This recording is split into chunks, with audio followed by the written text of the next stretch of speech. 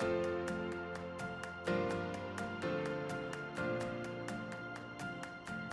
hello there, ladies and gentlemen. Great to be back with you today, and welcome to Advance Your Wealth with Homer Smith. I'm your moderator, Ryan Ruff, and as always, I'll be joined by Homer in just a moment from the Convergent Wealth Partners offices. We're going to be diving into another wealth management related discussion, as we typically do here on the show. And today's episode is all about life's transitions.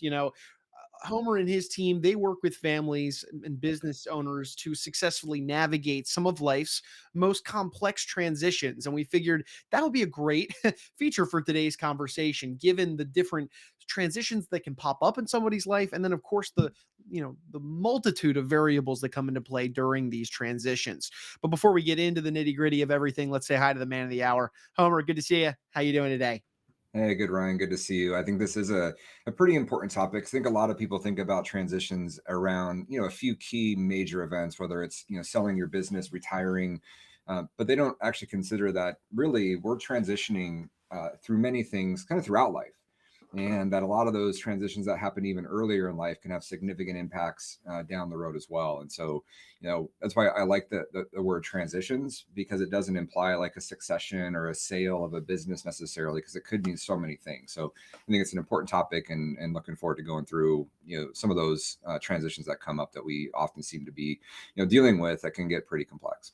Sure, sure. So let's start with the top one. And the one we wanted to kind of bat lead off with today is this idea of an owner, kind of an owner operator transitioning to just being an owner and navigating the growth and the acceleration of the growth towards that business. Talk to me about this one and how you guys navigate this. Yeah, this you often see this in a business where, the owner started a business as the technician, right? They saw a need in the market, or it was just an area that they had a significant amount of interest in, and they started out as the business themselves, right? Added employees as they needed to, but perhaps they found, a niche, or a part of the market that just really needed what they were doing, and not only could they, create a nice lifestyle, but they could actually significantly grow the business. And we're dealing with a family right now that's experiencing this, where just in the last couple of years they've gone from, $1 million, couple $1 million of revenue, to $1 million of net income, to $10 million of net income, to maybe this coming year going into the 20 or $30 million of net income over that very short window of time. And what they recognize is, hey, this business is too big and growing too quickly for us to really see ourselves as the, CEOs of the business. We're really now more owners of the business, and we're bringing in a professional executive team to really manage the business on a go forward basis. And that's a pretty big transition for many of these owners.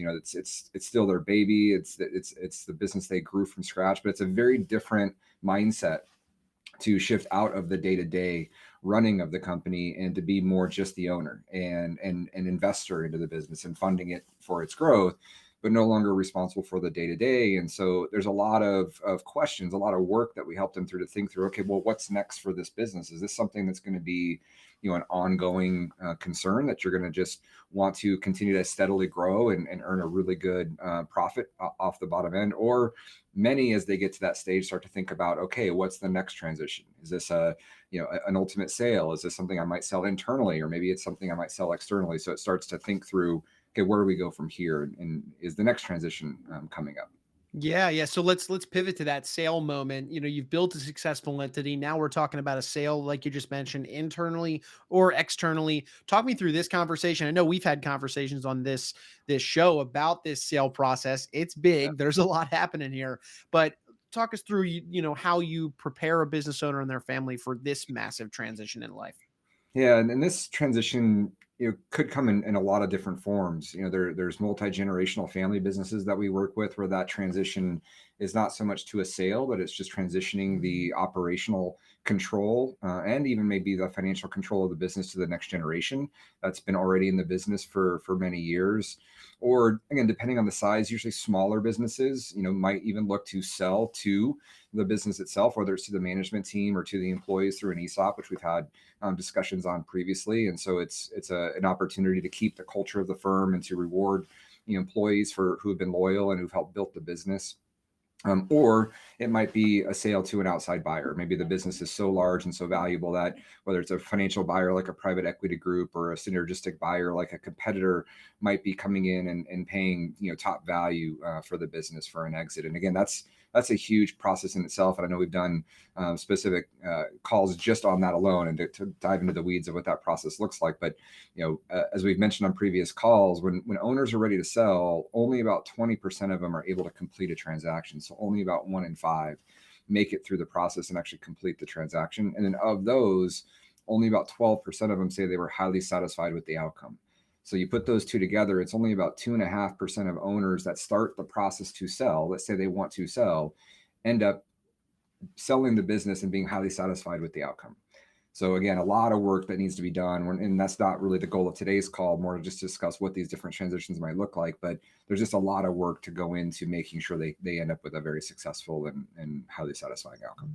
Certainly, certainly. And folks, if that does interest you, the idea of what that process entails of selling internally or externally, I'd recommend travel back, check out a past episode of the show where we do kind of dive into the weeds on that process. But today, in kind of staying high level on the transitions that exist in life, okay, Homer, we've talked about this adage in a business owner's life, and that is, I've sold my business. Now what? Well, typically that's retirement for many. So talk to me about this transition into retirement. I mean, many business owners are running around with their hair on fire for so much of their life, just making moves happen on a regular basis. Now it's retirement. Talk to me about what that transition looks like. And this transition is reality, whether it's you're selling a business and now you're retiring effectively from being the owner of a business, or whether you were a W-2 employee, you built up your retirement savings, and now you're retiring from a job or a career that you were with for many years. And so it's a similar transition. The magnitude of the dollars might be different, but the emotional, the effects of that on your family are very similar. And also, what's a major difference is whether it's in building up your investment portfolio or whether it's building up the value of your business. It's a very different mindset to go from growth mode and accumulation mode to distribution mode and beginning to take money out of your portfolio and relying on your investments to generate your income going forward. And we see very often many people have a very challenging time actually being willing to spend money. They worked really hard to save it, they sacrificed to save money, they get to retirement, and it freezes them to spend a penny. We have a client that and we've shown them multiple reports that they are more than well off, and would almost be, I wouldn't say impossible, I don't want to ever go that far, but it'd be very difficult for them to spend down their money, just the way that they budget and the way they spend. And they wanted to purchase a really, really nice, very expensive RV to travel around to do some golfing. And no matter how many times we showed them on reports that it would not really impact the outcome of their retirement, it's extremely difficult for them to still do that and make that decision, because it's such a different mindset shift to gain the confidence that you're not going to run out of money. And so that's obviously a big part of what we do. And we've worked with them, and they made the purchase. It was we're very happy for them and excited for what they're going to get to enjoy with them and their family with that. But it was a hard decision to get them into that right mindset, and that happens all across the board.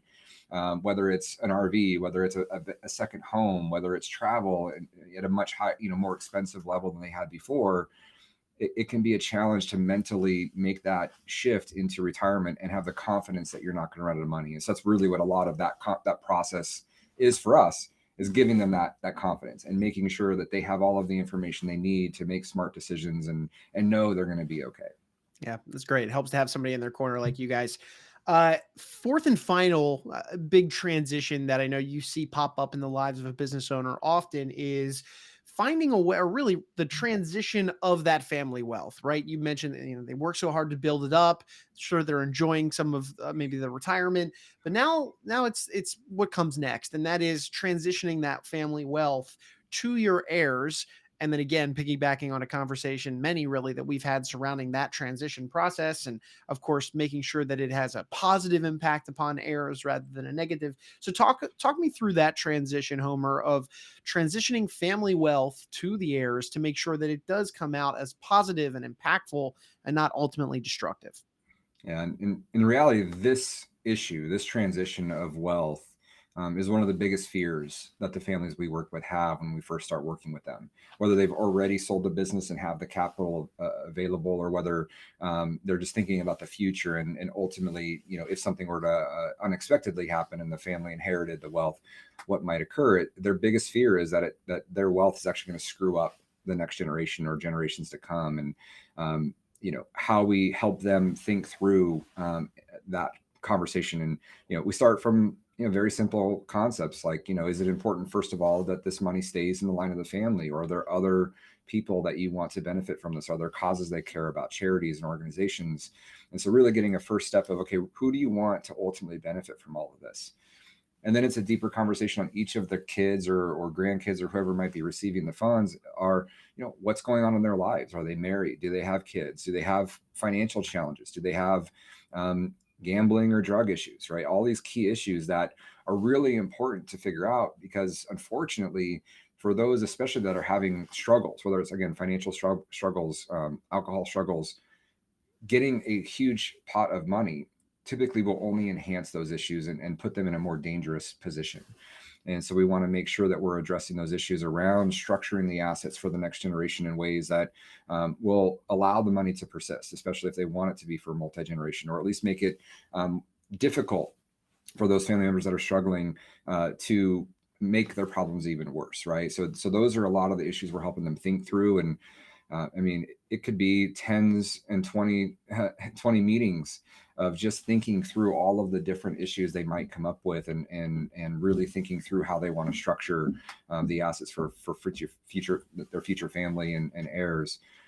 And I would say this is the area that is the least addressed and most often ignored because it's such a challenging conversation.